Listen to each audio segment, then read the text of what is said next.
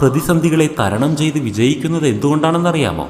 അവരുടെ ജീവിതത്തിൽ പ്രതിസന്ധികൾ കാഠിന്യം മുറുക്കുന്ന സമയത്ത് അവർ ഇത്തരത്തിലൊരു പ്രതീക്ഷ കൊണ്ടുവരുന്നു. അവർ ഇത്തരത്തിൽ ഒരു പ്രയത്നം ആരംഭിക്കുന്നു. അതായത്, തീക്ഷ്ണമായ അന്ധകാരത്തിനു ശേഷം പ്രഭാതം തീർച്ചയായും ഉണ്ടാകുമെന്ന് അവർ ഉറച്ചു വിശ്വസിക്കുന്നു.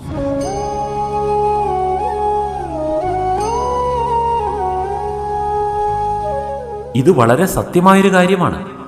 ആർക്കും ജീവിതത്തിൽ പൂർണ്ണമായും അന്ധകാരമോ പൂർണ്ണമായും പ്രകാശമോ ലഭിക്കുന്നതല്ല. രാവും പകലും പോലെ അന്ധകാരവും പ്രകാശവും മാറി മാറി വന്നുകൊണ്ടിരിക്കുന്നതാണ്. അഥവാ നിങ്ങൾ പ്രതിസന്ധിയിൽ നിന്നും തീക്ഷ്ണമായ പ്രതിസന്ധിയിലേക്ക് പ്രയാണം ചെയ്യുകയാണെങ്കിൽ നിങ്ങളുടെ ജീവിതത്തിൽ പ്രഭാതം സംജാതമാവാറായിരിക്കുന്നു എന്ന് പ്രതീക്ഷ കൊണ്ടുവരണം. നിങ്ങളുടെ പ്രതീക്ഷയും നിങ്ങളുടെ പ്രയത്നവും നിങ്ങളുടെ ജീവിതത്തിലെ നന്മയുടെ സുപ്രഭാതത്തെ വരവേൽക്കുവാൻ തയ്യാറാകണം.